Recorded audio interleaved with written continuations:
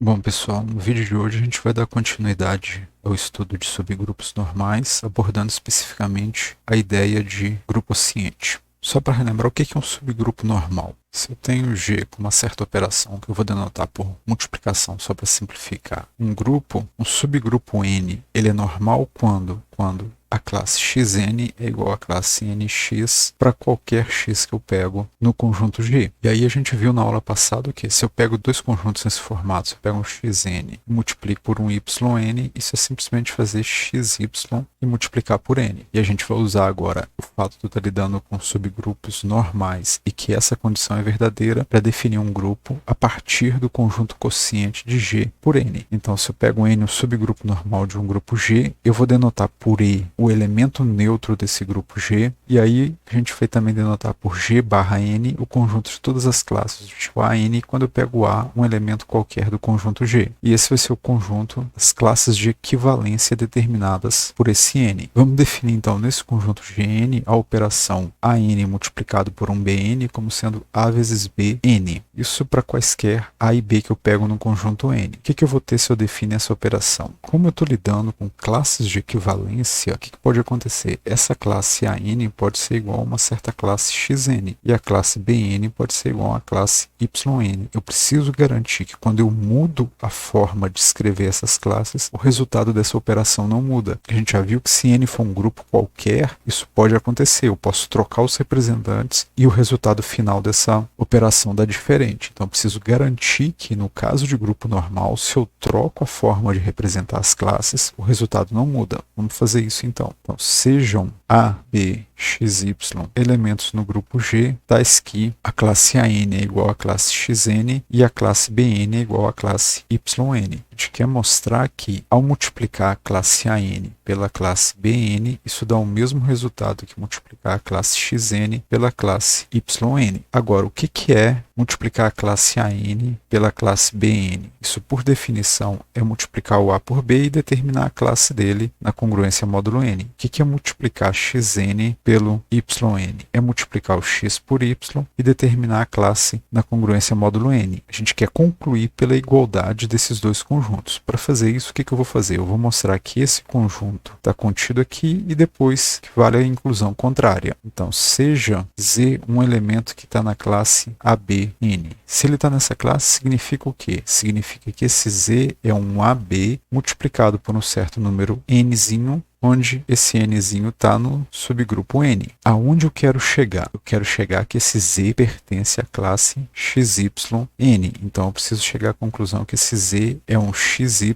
vezes um certo T com esse T no conjunto N. Vamos tentar trabalhar para chegar nessa conclusão então. Como G é um grupo, a operação dele é associativa, então posso organizar esses elementos dessa forma e escrever o que? Z igual a Bn. Mas agora o que? Esse elemento Bn pertence à classe Bn, que por hipótese ela é igual a quem? A classe do Yn. Então isso daqui eu posso trocar por um elemento da forma Y vezes alguém de N. Então isso daqui vai ficar um A que multiplica Y vezes um certo N1. Agora, qual que é a hipótese que a gente tem também? N é um subgrupo normal. Significa o quê? Significa que essa classe Yn é igual à classe Ny. O que eu estou querendo fazer é trocar esse AB por XY. Então, eu vou ter que usar o fato do grupo ser normal para incluir o Y, incluir o X e depois mudar a ordem. Mas N é subgrupo normal. Logo, a classe Yn é igual à classe Ny. Então, esse Z que é a AYN1, eu posso trocar ele por um A. O Yn1 é igual a um Ny, então é igual a um N2y. Novamente aqui, usa associatividade para agrupar nesse formato. E aí a gente pode escrever AN2. Qual que é a hipótese que a gente está? AN2 é igual a Xn. Isso daqui pertence ao AN, que é igual à classe do Xn. Então eu posso trocar isso por quem? Por um X N3y. Novamente, usando associatividade, eu agrupo esses elementos aqui e posso escrever x N3y. Usa novamente que N é um subgrupo normal, então a classe Ny é igual à classe Yn. Então eu posso trocar esse N3y por um Y N4. E aí é só associar agora a multiplicação do tipo XY N4. Então, aonde eu estou chegando? Estou chegando que esse Z tem o formato XYN4, ou seja, ele está onde? Na classe XYN. Então, eu tenho a primeira inclusão, que é a classe ABN, está contida na classe XYN. Agora eu vou fazer o contrário. Agora, seja um T pertencente à classe XYN. Daí, o T é um XY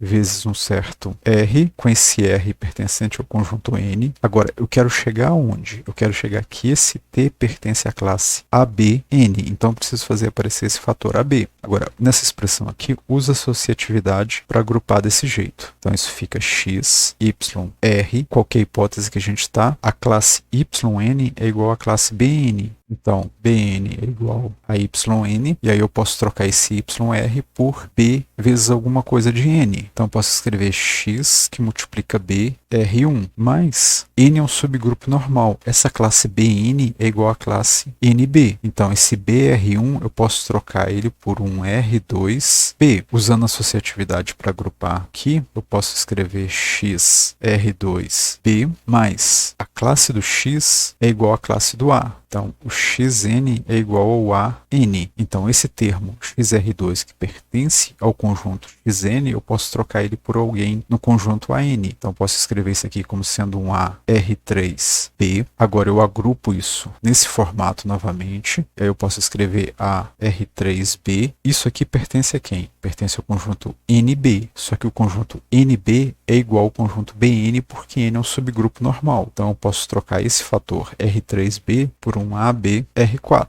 E aí, onde que está esse elemento aqui? Esse elemento pertence à classe ABN. Daí, o T é igual a um ABN, e aí isso significa que o T pertence à classe ABN. E aí, como eu tenho as duas inclusões, a classe ABN é igual à classe XYN. Só que o ABN é o quê? É o resultado da AN multiplicada pela BN, e o XYN é o resultado da XN multiplicado pela YN. Então, nessa operação, com N sendo um subgrupo normal, trocar os representantes não muda o resultado da operação. Então, ela está bem definida. Além disso, se eu pego três elementos aqui, se eu pego um AN, opero com um BN e depois faço isso com um CN, isso é o que? Por definição, é ABN operado com a classe CN, mas isso por definição é ABCN, mas G é um grupo, essa operação associativa, então eu posso reescrever isso como sendo ABCN, que é o resultado da classe AN, multiplicada pela BCN, que eu posso escrever isso como sendo AN multiplicado por BNCN, ou seja, essa operação é uma operação associativa. Então, o que a gente tem? Como eu disse, né, se eu multiplico AN por BN, depois multiplico por uma CN, isso é a mesma coisa que multiplicar A por N e depois fazer BN com CN, ou seja, vale a associatividade dessa multiplicação. Se eu pego uma classe AN e multiplico pela classe EN, isso por definição é multiplicar A por E, mas é o elemento neutro, A operado com E é o próprio A, que é a mesma coisa que E operado com A, N, a classe N multiplicada pela classe AN, ou seja, essa classe é o elemento neutro no conjunto G quociente por N. Isso, né, funciona para qualquer elemento que eu pego nesse conjunto quociente. E por fim, se eu pego uma classe AN e multiplico ela pela classe A-1 N, onde esse A-1 denota o inverso do elemento A, isso vai ficar o quê? A operado com seu inverso, que é o neutro, que é a mesma coisa que se eu fizer A inverso operado com A, que é multiplicar a classe do A inverso pela classe do A. Isso para qualquer elemento que eu pego nesse conjunto. Então, essa operação é associativa, possui elemento neutro e todo elemento admite um inverso. Logo, esse conjunto Gn com operação de multiplicação de conjuntos realmente vai ser um grupo quando eu pego N, um subgrupo normal. Como eu falei, né, nesse grupo o elemento neutro é a classe do En e o inverso de uma classe A é a classe do inverso de A.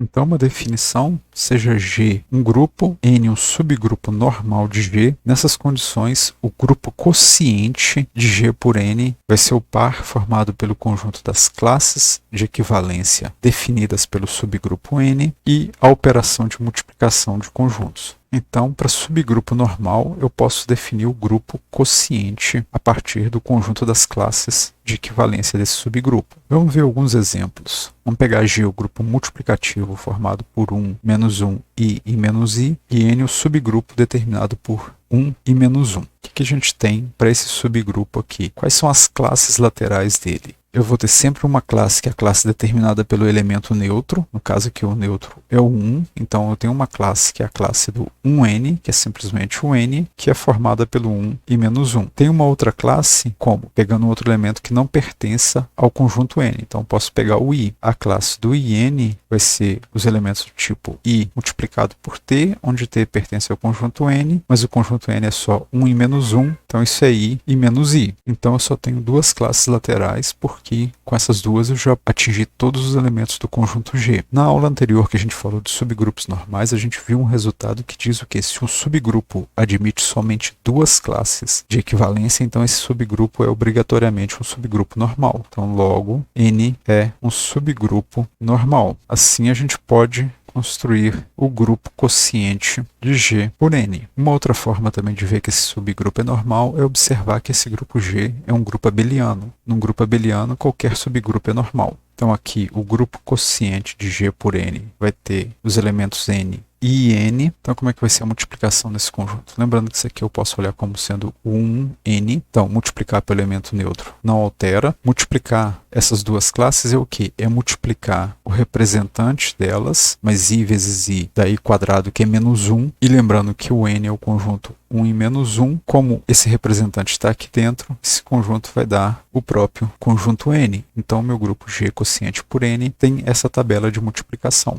Agora, se eu pego G, o conjunto Z6, com operação de soma, e H, o subgrupo formado por 0 barra e 3 barra, o que a gente vai ter? Como Z6 é um grupo abeliano, esse grupo é automaticamente um subgrupo normal. Como Z6 é abeliano, então H é um subgrupo normal. Vamos determinar as classes dele. Eu vou ter sempre a classe do 0 mais H, que é o próprio conjunto H. Agora eu vou pegar elementos que não estão no conjunto H. Meu conjunto H é só o 0 e o 3, então eu posso pegar o 1, o 4 e o 5. O que é a classe do 1H? É o 1 barra somado com T, onde o T é um elemento do conjunto H. Lembrando, eu sempre tenho que pensar nessas classes no contexto da operação do meu grupo. A gente adotou uma notação multiplicativa aqui só para simplificar. Se o meu grupo for um grupo aditivo, ao invés de ser a classe AN, é a classe A mais N. Então, se eu somo 1 com os elementos de H, que é 0 e 3, 1 mais 0 é o próprio 1, 1 mais 3 é o 4 barra. Então, eu já não posso pegar mais o 4 barra para determinar uma classe que vai ser igual a essa. Então, posso pegar aqui agora o 2 barra mais H, que é somar os elementos de H com 2 barra, 0 barra mais 2 barra, 2 barra, 2 barra mais 3 barra, 5 barra. Então, com isso, eu obtive todos os elementos do conjunto Z6, logo, o conjunto quociente Z6 por H vai ser o quê? O conjunto H, conjunto 1 barra mais H e o conjunto 2 barra mais H. Como é que vai funcionar a operação nesse conjunto? Se a gente monta a tabela de operações, lembrando, o H é o elemento neutro, operar com ele não altera, então H com H é o próprio H, 1 barra mais 0 barra é o 1 barra, então isso dá 1 barra H, 2 barra mais 0 barra é o 2 barra, então isso dá 2 barra mais H. H é o elemento neutro, operando aqui nessa linha não vai alterar. 1 barra mais 1 barra, 2 barra, então isso dá classe 2 barra mais H. 1 barra mais 2 barra dá 3 barra, mais 3 pertence ao conjunto H, então isso aqui dá o 0. 2 barra mais 1 barra dá 3 barra. De novo, está no conjunto H, então isso dá o 0, que é o próprio H. E 2 barra mais 2 barra dá 4 barra. 4 barra está na classe do 1. Então isso é 1 mais o conjunto H. Então nesse conjunto, 16 por H, a operação funciona dessa forma. E um último exemplo, vamos pegar o conjunto G igual ao S3, permutações em 1, 2, 3. Se eu denoto ID a função identidade, F a permutação que leva o 1 no 2, o 2 no 3 e o 3 no 1, e a G a permutação que deixa o 1 fixo e troca o 2 e o 3 de lugares, o conjunto S3 pode ser descrito como a identidade, essa é F, F ao quadrado, G, GF e GF quadrado. Aqui, relembrando, F ao quadrado é F composta com F, GF é G composta com F e GF ao quadrado é G composta com F composta com F. Então, nesse conjunto, quando eu vou determinar a classe AN, o que eu tenho que fazer é pegar esse elemento A e compor com uma T, onde a T está no meu conjunto N. Lembrando, essa notação tem que estar sempre coerente com a operação do meu grupo. S3 é a operação de composição, a classe AN vai ser dada a partir de composição de elementos. Então, pego o grupo gerado por F, que é a identidade F e F quadrado. A gente já viu que esse subgrupo H aqui é normal, a gente calculou as classes dele na aula passada. Então, como H é um subgrupo normal, podemos definir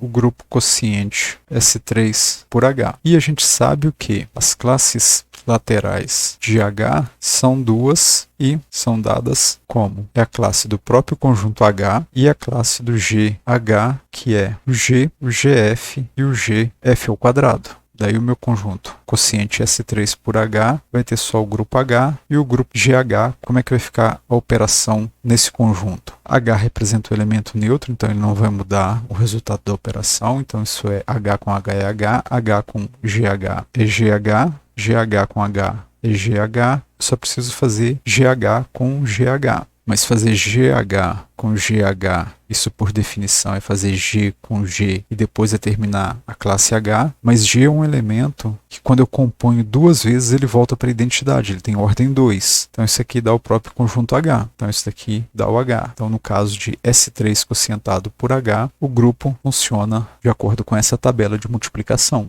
Agora, esse grupo quociente ele tem algumas propriedades especiais. A primeira que a gente tem é o quê? Seja N um subgrupo normal de G, então posso sempre falar do grupo quociente. Defina a função μ de G para o grupo quociente de G por N, fazendo o quê? A função μ aplicada no elemento A leva na classe desse A, leva no conjunto AN. Então, essa função vai ser sempre um homomorfismo sobrejetor e o núcleo desse homomorfismo vai ser exatamente o subgrupo N. Então, vamos mostrar esse resultado. O que eu quero mostrar? Eu quero mostrar que essa função é um homomorfismo. Uma vez mostrado que ele é um homomorfismo, eu quero mostrar que ele também é sobrejetor e que o kernel é esse conjunto N. Então eu tenho três coisas para mostrar, que é o homomorfismo, que é sobrejetor, quem que é o kernel dessa função. Vamos começar mostrando que ele é um homomorfismo. Para mostrar que esse é um homomorfismo, o que eu preciso fazer? Eu preciso pegar dois elementos do domínio dessa função e mostrar que a μ aplicado no produto de x por y é a mesma coisa que a μ aplicada no x vezes a μ aplicada no y. Lembrando, no conjunto quociente eu uso a mesma operação que o grupo G. Então, sejam x e y elementos quaisquer no grupo G. Daí o que a gente tem? A função μ aplicada no x vezes y faz o quê? X vezes y ainda é um elemento do grupo G. Se é um elemento do grupo G, eu posso determinar a classe de equivalência desse elemento. E a função faz o quê? Ela pega um A e leva na classe de equivalência dele. Então isso daqui é o xy,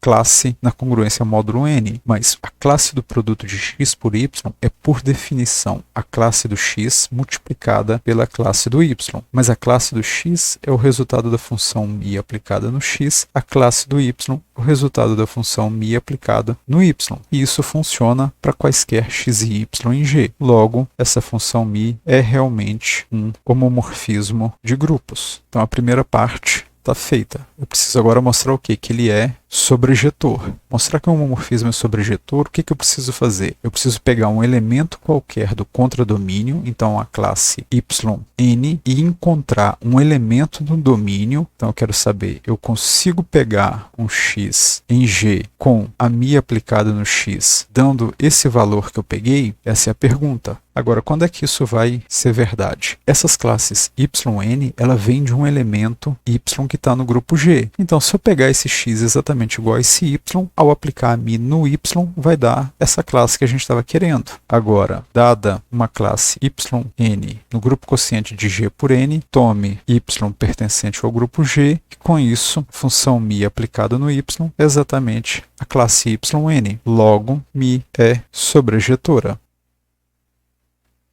Falta agora o quê? Mostrar que o kernel desse homomorfismo coincide exatamente com o conjunto N. Para isso, o que eu vou fazer? Eu vou mostrar as duas inclusões nessa igualdade de conjuntos. Então, seja x um elemento qualquer no conjunto N. Daí, o que a gente tem? Se eu aplico a função μ nesse elemento x, por definição isso é x, n, mas se o x está no conjunto N, multiplicar o x por qualquer elemento de N continua dentro de N, ou seja, isso dá o próprio conjunto N, e esse N é o elemento neutro do conjunto G quociente por N. Como N é o elemento neutro de G quocientado por N, o que está acontecendo? Eu estou aplicando a μ num elemento qualquer de N e o resultado está sendo o elemento neutro do contradomínio, ou seja, qualquer elemento de N pertence ao kernel desse homomorfismo. Então, esse x pertence ao kernel do homomorfismo μ. Logo, o N está contido no kernel do homomorfismo μ. Agora, seja T pertencente ao kernel kernel do homomorfismo μ. Se ele está no kernel de μ, significa o quê? Que a μ aplicado no T dá o elemento neutro do contradomínio, que é o conjunto EN, que eu posso denotar só por N, mas por definição da μ, o que é a μ no T? Isso é a classe do Tn. Então, a gente está chegando à conclusão que o quê? Que a classe do Tn é igual à classe do En. Mas quando é que duas classes de equivalência são iguais? Que ocorre se e só se o T operado com o inverso do elemento neutro está no conjunto N. Ou seja, o inverso do neutro é ele mesmo, operar com o neutro não altera, T pertence ao conjunto N. Mas aonde que estava o T? T eu peguei no kernel desse homomorfismo. Daí, o kernel do homomorfismo μ está contido no subgrupo N. Como eu tenho as duas inclusões, portanto, o kernel do homomorfismo μ é exatamente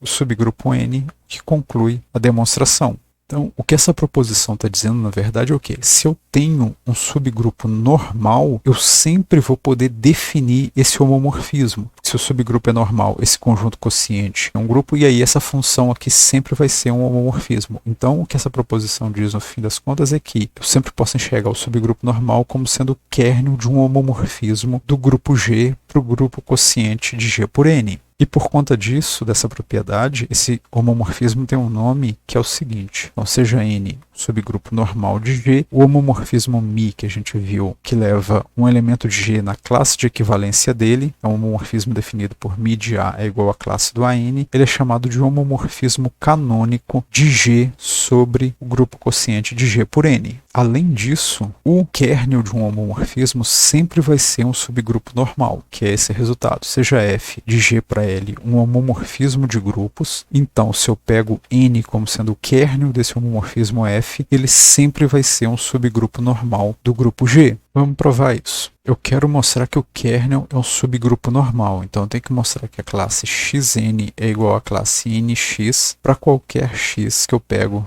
no grupo G. Então, seja x um elemento qualquer de G. Queremos mostrar que a classe do xn é igual à classe do nx. Então vamos pegar um elemento qualquer desse conjunto e mostrar que ele está aqui, e depois o contrário. Sim, seja y pertencente à classe do xn. Daí o que acontece? Esse y é um x h com h um elemento do conjunto N. Agora, esse y igual a xh, eu posso escrever isso como sendo o quê? Xh, x a menos 1, x. X a menos 1 com x. Isso dá o elemento neutro, então eu não estou alterando esse elemento y. Só que aí eu posso usar associatividade e agrupar esses elementos nesse formato. E aí escrever o quê? Xh, x a menos 1 com x. Agora, em que conjunto pertence esse elemento aqui? Se eu faço a f aplicado nesse elemento xh, x a menos 1, isso é o quê? F é um homomorfismo, então isso fica f aplicado no x, f aplicado no h, f aplicado no x a menos 1. Só que f aplicada no x a menos 1 é a mesma coisa que a f de x a menos 1, propriedade de homomorfismo. E esse h está onde? Esse h está no n. E quem que é o n? N é o kernel desse homomorfismo f. Então significa o quê? Toda vez que eu aplico a f num elemento desse conjunto N, o resultado é o elemento neutro. Então isso aqui vai dar o elemento neutro. Então isso é igual a f de x, operado com o elemento neutro do conjunto L do contradomínio, operado com f de x a menos 1. Então isso fica f de x operado com f de x a menos 1, mas isso daqui então dá o elemento neutro do conjunto L. Então aonde eu estou chegando? A f aplicado nesse elemento aqui dentro está dando o elemento neutro do contradomínio, ou seja, esse elemento vai pertencer aonde? Vai pertencer ao kernel do homomorfismo f. Daí, x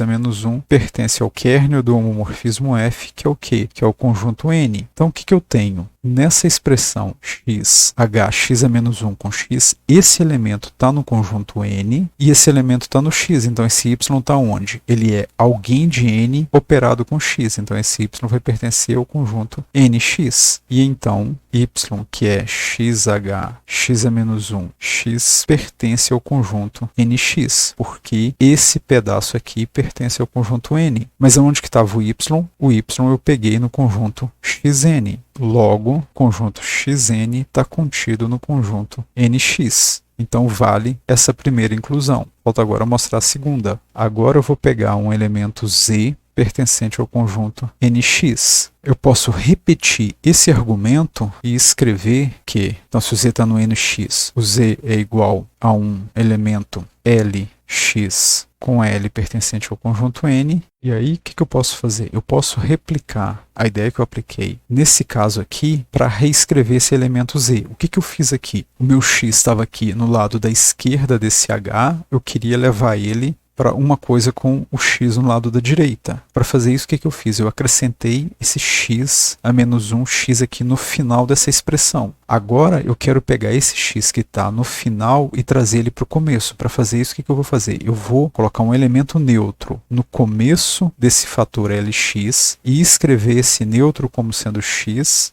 a menos 1, Lx. E aí eu associo esse produto nesse formato e escrevo x a menos 1, Lx. E aí, aplicando o mesmo argumento que a gente fez aqui, eu só estou trocando a posição do menos 1 aqui, isso não vai mudar o resultado, eu consigo enxergar que se eu aplicar a f nesse fator aqui, isso vai dar o elemento neutro. E a f calculada no x a menos 1 Lx, que vai ser f de x a menos 1, f de L, f de x. O L agora pertence ao conjunto neutro, isso tudo aqui vai dar o elemento neutro do grupo L, do contradomínio. Ou seja, esse fator pertence ao kernel do homomorfismo F, que é o conjunto N. Daí, x a menos 1 Lx pertence ao kernel de F, que é o conjunto N. Ou seja, o Z, que é x a menos 1 Lx, pertence ao conjunto Xn. Logo, o conjunto Nx está contido no conjunto Xn. Como eu tenho as duas inclusões, então vale que o Xn é igual ao Nx para qualquer x que eu pego no grupo G. Ou seja, N, que é o kernel do homomorfismo F, é um subgrupo normal do grupo G, o que conclui a demonstração. Então, todo kernel de um homomorfismo vai ser um subgrupo normal.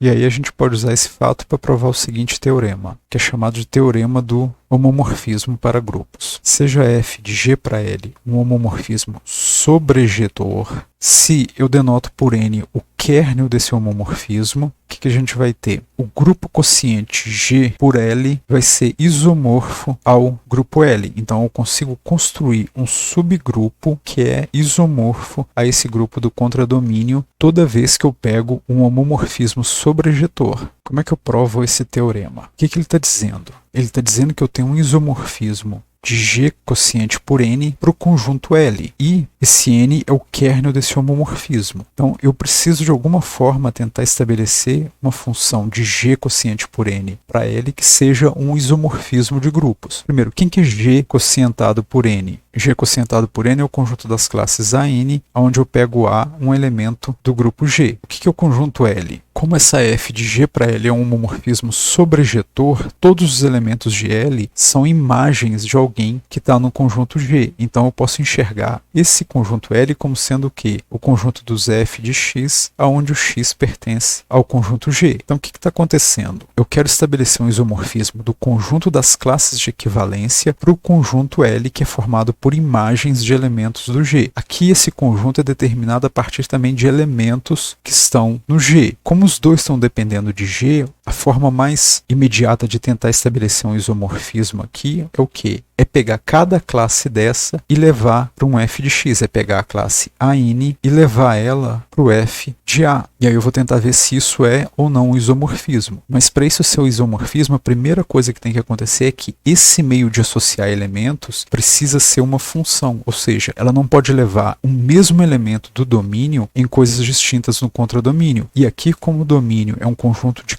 classes de equivalência, eu posso representar essa classe AN por uma certa BN. E aí eu preciso garantir que quando eu aplico essa função, vai dar exatamente esse mesmo resultado. Ou seja, se eu troco a forma de representar a classe, o resultado não muda. Então, vamos definir uma regra sigma de G quocientado por N para L da seguinte forma. Sigma aplicado numa classe de equivalência a N é dada pela função f aplicada nesse elemento A, isso aqui para a N pertencente ao conjunto quociente de G por N. Primeiro, vamos mostrar que essa associação define de fato uma função, que ela leva todo mundo do grupo quociente para o conjunto L. Isso é imediato pela forma como a gente definiu, eu só preciso garantir então então que um mesmo elemento não é elevado em duas coisas distintas. Mostremos que sigma é uma função. Da definição de sigma, segue que todo elemento de G quocientado por N possui uma imagem. Então, a gente só precisa mostrar que se eu pego dois elementos iguais, o resultado continua igual. Assim, sejam AN e BN pertencentes ao conjunto G quocientado por N, tais que a classe do AN é igual à classe do BN. O que eu quero fazer? Eu quero mostrar que a sigma aplicada no AN é igual a sigma aplicada no BN. Mas o que eu sei? Se o AN é igual ao BN, isso significa que ABA-1 pertence ao conjunto N. Isso é a definição de igualdade de classes de equivalência. Daí, ABA-1 pertence ao conjunto N. Como que está definida essa função sigma? A sigma pega um AN e transforma no f de A. E eu quero concluir o quê? Para concluir essa igualdade, eu precisaria então concluir que o f de A é igual ao f de B. Agora, o que está acontecendo aqui? Esse ABA-1, ele pertence ao conjunto N. E quem que é esse N? N é o núcleo do homomorfismo F, e como N é igual ao kernel de F, se o AB está no kernel de F, significa o quê?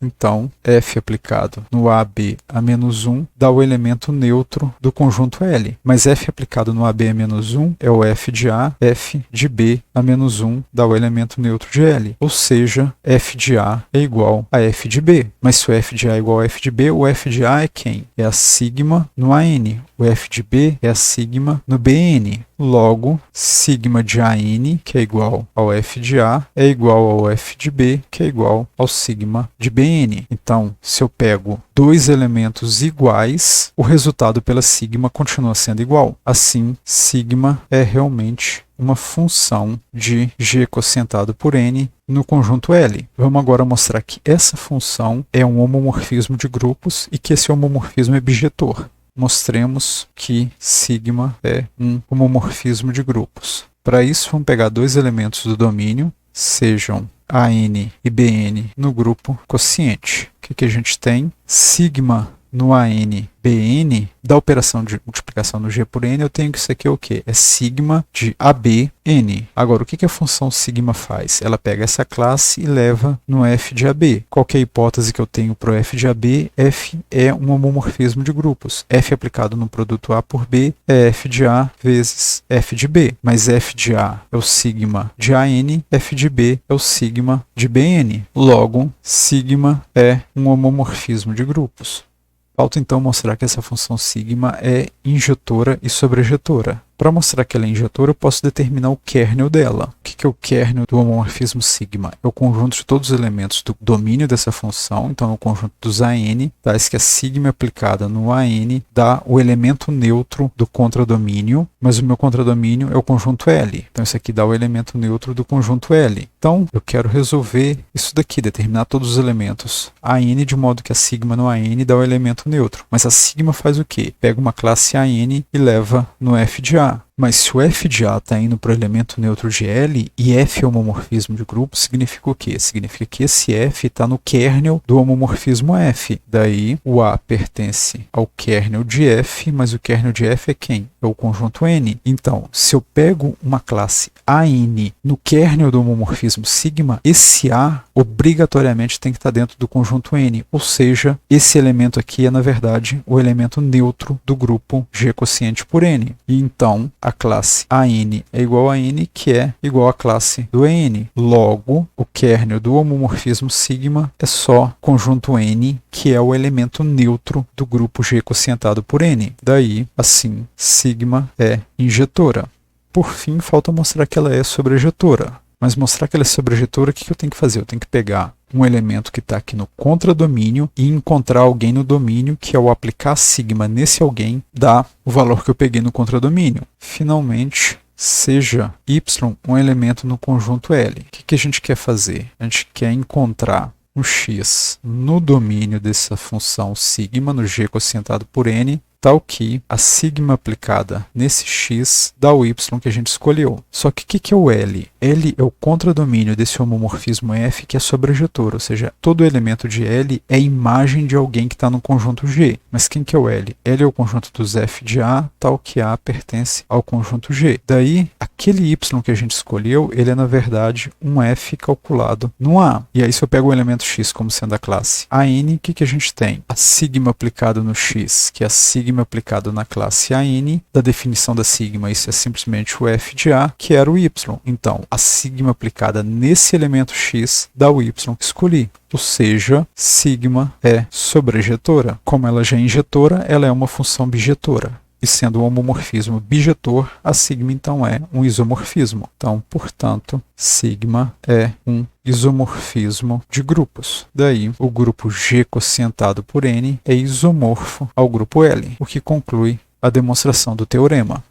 E para encerrar, um exemplo de aplicação desse teorema é o seguinte: dado um inteiro m maior do que 1, vamos pegar o isomorfismo ρm, que vai de z para zm, que faz o quê? Pega um elemento x e leva na classe de equivalência desse x, leva no x barra. Esse homomorfismo é obviamente um homomorfismo sobrejetor, então o que o teorema do homomorfismo está dizendo é o quê? Se eu tenho um homomorfismo sobrejetor, se eu pego o grupo quociente de G pelo kernel desse homomorfismo F, esse grupo é isomorfo ao grupo que está no contradomínio. Então, como ρm é sobrejetor, então, do teorema do homomorfismo, segue o quê? O grupo G, que no caso é o grupo dos inteiros, quocientado por N, é isomorfo ao contradomínio, que é o Zm, onde esse N é o kernel do homomorfismo em questão, no caso o homomorfismo ρm. Mas quem que é o núcleo desse homomorfismo? Kernel de ρm é o conjunto dos números inteiros x, tais que a ρm no x dá o elemento neutro do contradomínio, que é a classe do zero. Só que a ρm calculado no x é simplesmente o x barra, e eu quero que isso seja igual a zero barra. Isso acontece quando? Se e somente se o x for congruente a zero módulo m, ou seja, o x precisa ser um elemento da forma km com k pertencente ao conjunto dos inteiros. Então, o núcleo desse homomorfismo ρm é o conjunto dos números da forma km ou mk, não faz diferença, o conjunto dos números da forma mk com k pertencente ao conjunto dos inteiros, que isso eu posso denotar simplesmente como sendo o grupo mz. Então, o que a gente tem? Logo, o z quocientado pelo núcleo do homomorfismo, que é o conjunto n, que é isso daqui, que é só o mz, é isomorfo ao grupo zm. Bom, então a principal função desse teorema é estabelecer isomorfismos entre grupos quando eu pego o kernel de um homomorfismo F. Bom, a aula de hoje se encerra por aqui e na próxima aula a gente vai focar em algumas propriedades para grupos finitos.